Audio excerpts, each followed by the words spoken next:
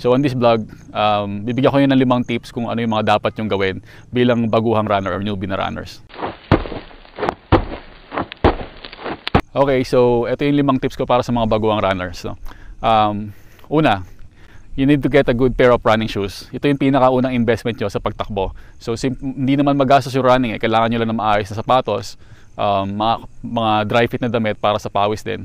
Pero unang-una, kailangan nyo mag-invest sa maayos na running shoes kasi ito yung gagamitin nyo all throughout sa pagtakbo nyo. So better yet, kumonsulta kayo sa mga Tobies or Runner Store. By the way, hindi ako sponsor ng Tobies and Runners, pero sila yung merong pang gait analysis or nakakaintindi sa pag-run.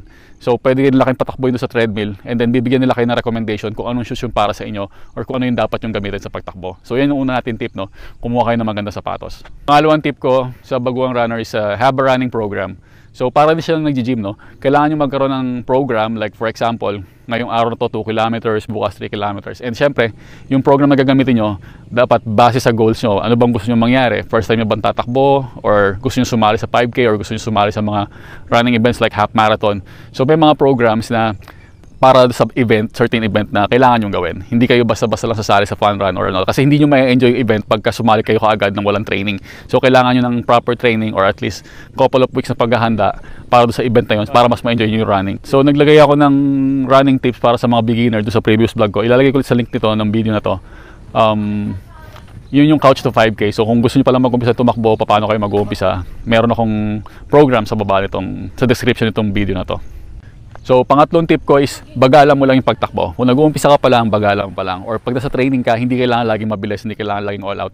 Kasi kung dahan-dahan lang yung pagtakbo mo, pero consistent ka na halos sinusunod mo yung program or 3 times or 4 times a week kang tumatakbo, pero kahit hindi masyado mabilis, basta consistent ka, mas malaki yung mag-gain mo or mas malaki yung i-improve mo.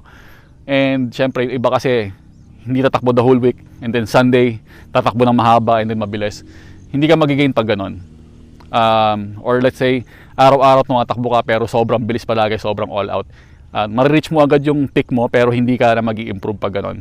So kailangan mo ng dahan-dahan lang, kailangan tama yung progression mo kasi mas malaking i-gain mo pag tama yung progression mo. So pang-apat na tip ko, Strava. Gumamit kayo ng Strava. Hindi ako sponsor ng Strava, but maganda yung Strava para ma-track, ma-monitor yung bilis nyo, yung progression nyo, or yung dami ng miles or kilometers na natakbo nyo. So maganda siyang gawing motivation. So alam nyo kung gaano karami na and alam nyo kung kung ilan na yung natatakbo nyo. And syempre, motivational din. Makikita nyo, masishare nyo kung ano na yung progression nyo sa mga kaibigan nyo or sa mga friends nyo sa social media. Okay, so maganda yung Strava, no? Pero please, wag nyo i-compare yung speed nyo sa speed na ibang tao. Kung bakit mas mabilis siya, mas mabilis si ganito sa inyo. Gamitin nyo yung social media, gamitin nyo itong Strava para lang mag-improve. Like motivation nyo. Huwag nyo gamitin ito na, mas mabilis sa akin, ganun. Tandaan nyo, ang kalaban nyo dito sa ganitong sports, sa mga endurance sports, is yung sarili nyo. Hindi nyo kalaban yung ibang tao. Okay lang maging competitive kayo, pero sa umpisa, i-improve nyo muna yung sarili nyong oras. Always aim for the goal na ma-improve or matalo yung sarili nyong oras. Okay, panglima natin tip, no? Panghuli natin tip nito. Stay motivated. Gawin nyo lahat para ma-motivate yung sarili nyo na maging consistent kayo sa pagta-training.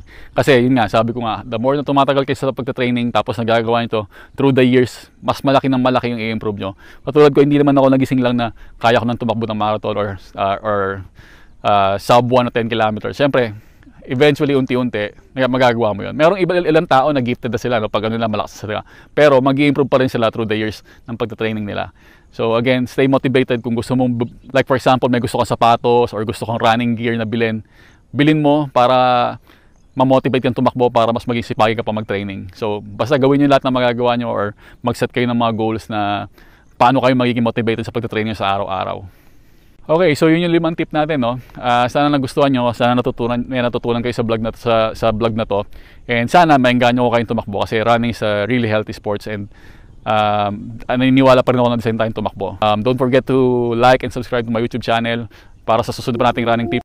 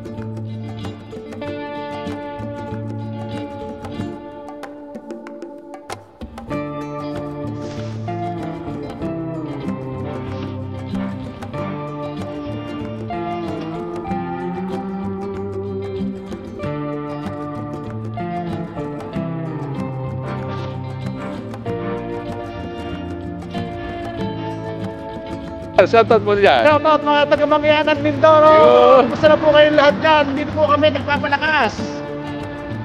Ingat po lagi kayo. God bless you.